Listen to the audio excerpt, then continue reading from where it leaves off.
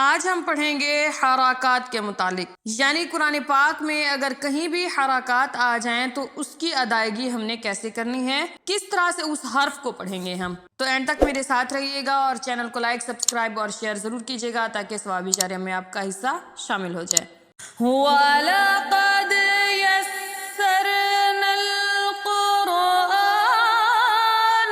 لِلذِّكْرِ فَهَلْ مِن مُدَّكِرٍ۔ حرکات حرکت کی جمع ہے، زبر، زیر اور پیش کو حرکات کہتے ہیں، یعنی اگر زبر ہوگی اکیلی یا زیر اکیلی ہوگی یا پیش اکیلی ہوگی تو یہ حرکت کہلائی جائیں گی، لیکن اگر ان تینوں کا ایک ساتھ ذکر کر دیا جائے یا دو کا ذکر کر دیا جائے تو اسے حرکات کہتے ہیں۔ قرآن پاک میں جس حرف پر بھی حرکات لگی ہو اس حرف کو متحرک کہتے ہیں۔ الف سے یا تک جتنے حروف مفردات ہیں وہاں پر جہاں بھی حرکات لگی ہوں گی اس حرف کو ہم متحرک کہیں گے۔ یہاں پہ جیسے نون کے اوپر زبر لگی ہے تو اس حرف کو ہم متحرک کہیں گے، اور با کے نیچے زیر لگی ہے تو اس با کو ہم متحرکہ با کہیں گے، اور یا کے اوپر پیش لگی ہے تو یا کو ہم متحرکہ یا کہیں گے یا پھر متحرک حرف کہیں گے۔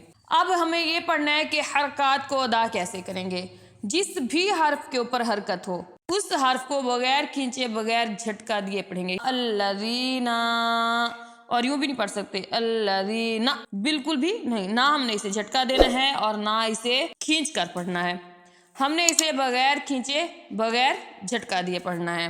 آج جہاں جہاں بھی یہ حرکات لگی ہیں میں ان حرف کو پہلے ادا کر کے آپ کو بتاتی ہوں کہ کیسے ہم نے اس کی ادائیگی کرنی ہے۔ نون زبر نہ پڑھیں گے، سمپل نہ، اور یہاں پر دیکھیں یہاں پہ تا کے اوپر زبر ہے، ہم پڑھیں گے صلاتا، تا تا کی آواز آئے گی، تا، اس طرح سے اس کی ادائیگی نہیں کرنی۔ اور یہاں پہ را اور زا کے اوپر حرکت ہے تو یہاں پر بھی ہم ایسے ہی پڑھیں گے رازق، رازق، اس را کو ہم نہ ہی پڑھ سکتے ہیں را اور نہ ہی پڑھیں گے را، نہ جھٹکا دیں گے نہ کھینچ کر پڑھیں گے۔ تو آئیے اب ہم اس کی تجوید میں پڑھتے ہیں۔